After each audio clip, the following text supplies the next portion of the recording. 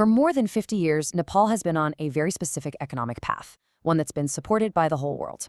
But in 2026, well, everything is about to change.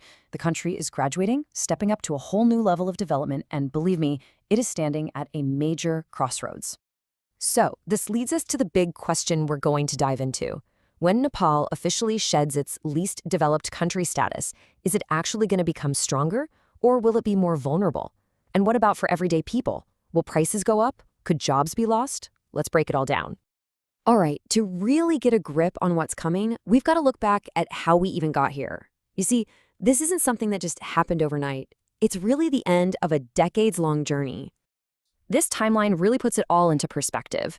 I mean, think about it. Nepal was first named an LDC way back in 1971.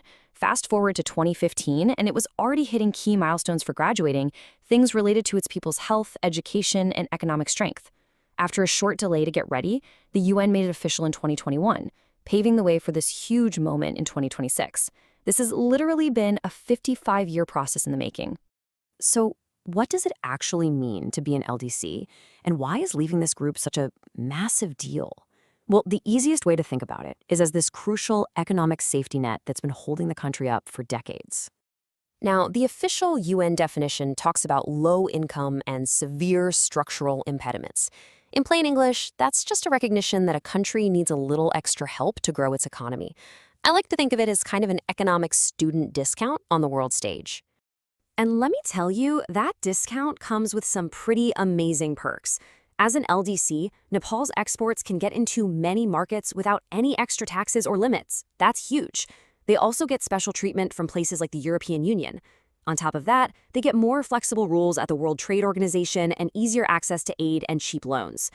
And that whole safety net, it's about to be taken away. And this brings us right to the heart of the challenge, because graduating is a huge sign of progress. But yeah, that progress comes with a price tag, especially for the economy.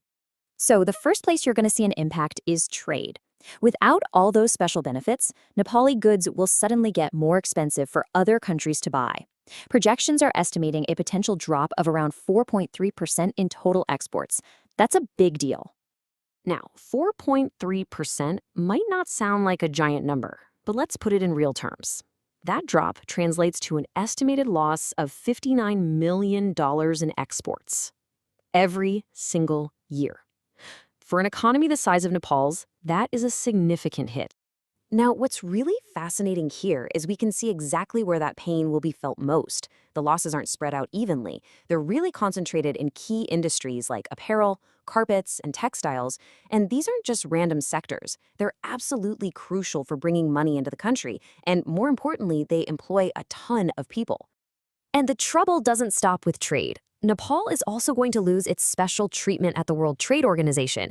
This means it has to start playing by the same strict rules as much larger, more developed countries.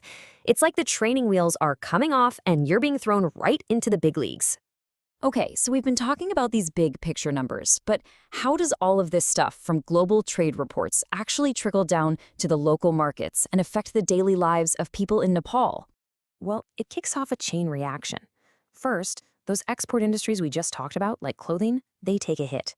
That can directly lead to job losses and lower wages. So when families have less money, their ability to buy things goes down. And at the exact same time, the price of stuff they need to import could actually go up, putting a real squeeze on everyone's budget. And this, right here, is the crucial point. This isn't just abstract economics. Because of that potential drop in exports, we're talking about more than 11,000 jobs that are at risk. And that's just in the garment and carpet industries alone. These are real people and real families whose livelihoods are suddenly facing a lot of uncertainty. But, despite all of these serious challenges, this isn't a totally negative story. Not at all. Graduating also means starting a brand new chapter, one that's actually filled with a lot of opportunity. And this really illustrates the huge shift in thinking. Graduation is all about pivoting, moving away from an economy that relies on aid and special protection, and moving toward one that's built on self-reliance, attracting foreign investment, and being truly competitive. It's about going from being helped to standing on your own 2 feet. And seizing these opportunities is really the name of the game.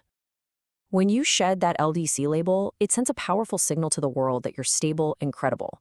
That better reputation can make international investors feel a lot more comfortable putting their money into the country. And honestly, being forced to compete without a safety net might be the exact push Nepal needs to innovate, boost productivity, and build a truly resilient, self-reliant economy. So, all of this brings us right back to where we started. Nepal has reached this defining moment in its history, and now it faces one final, absolutely critical question. After decades of development, there's no question the country has proven its resilience. But now it has to build a future that's based on something new, not international support, but a new kind of internal strength and the ability to compete globally.